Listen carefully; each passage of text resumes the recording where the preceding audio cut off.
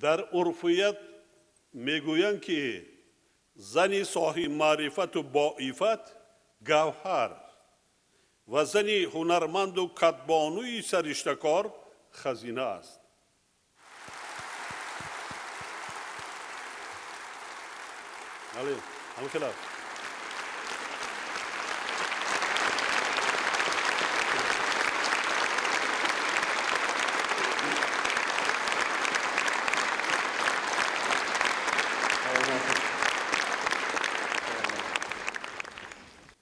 با این معنی زنان و مادران ما خزینه بی‌بهای می باشند که تمام قوه خود را برای تربیت فرزندان صاحب معرفت و وطن دوست دارای اخلاق حمیده و به حیات مستقلانه آماده نمودن آنها صرف می سازند.